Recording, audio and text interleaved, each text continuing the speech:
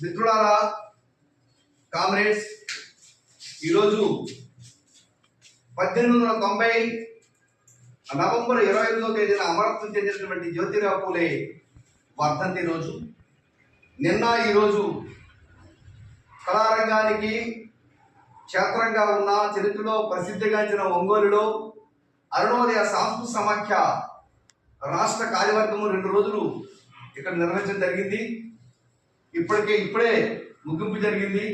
ఈరోజు జ్యోతిరావు పూలేకి నివాళులర్పిస్తూ ఉదయం 2వ రోజు కార్యవర్గ సమావేశాన్ని మనం కొనసాగించాం. జ్యోతిరావు పూలే అన్న వెంటనే సత్యశోధక సమాజానికి సమాజంలో గుర్తుకొస్తుంది.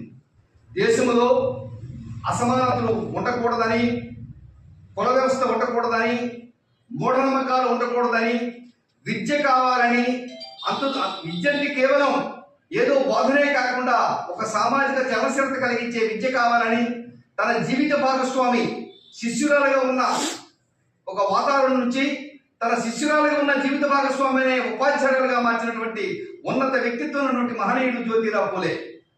సావిత్రిబాయి పూలేతో కలిసి సత్యశోధక సమాజాన్ని సంబంధించి నిర్మించి భారతదేశంలో ఒక కుల వ్యవస్థకి వ్యతిరేకంగా అణగారులే కులాలిక ఆర్తి అందించినటువంటి గొప్ప ఒక సామాజిక సంస్కర్త, సాంఘిక ఉద్యమానికి ఒక పెద్ద ప్రదాత అయినటువంటి జ్యోతిరావు పూలే ఈరోజు సాంస్కృతిక ఉద్యమానికి ఒక ప్రతీక నిలబడ్డారు.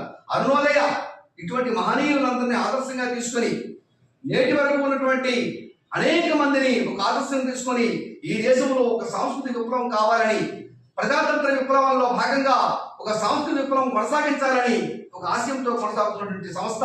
కానూరు తాత మొదలుకొని, నాగన్న మొదలుకొని, రామారావు మొదలుకొని అనేక మంది అరుణోదయ ఆవిర్భావానికి ఉన్న నాయకత్వాన్ని ఈరోజు చోదక శక్తిగా మనం ముందు నిలబెట్టుకొని సాగుతున్న ఈ సంస్థలో కామ్రేడ్ జ్యోతిరావు పూలేకి సంబంధించిన మహనీయుని తలుచుకోవడం అంటే ఈ సమాజంలో భారతదేశంలో కుల వ్యవస్థ, మతము, మతోన్మాదము, క్యాపిటలిజంతో ప్రత్యేకించి సామ్రాజ్యవాది కనుసంగంలో ఉన్నటువంటి కార్పొరేట్ సెక్టర్ని కబంధ హస్తాలని దాన్ని మొచ్చుకొని ఈరోజు రెండూ జతకలిసి ఈరోజు దేశాన్ని ఒక మతోన్మాది విచ్ఛిన్నం చేస్తున్న నేపథ్యంలో జ్యోతిరావు పూలేనటువంటి మహనీయుని తనకు ఆదర్శాలు ఎంతైనా అవసరమని భావిస్తూ ఈరోజు ఈ కార్యక్రమాన్ని నిర్వహిస్తున్నాం.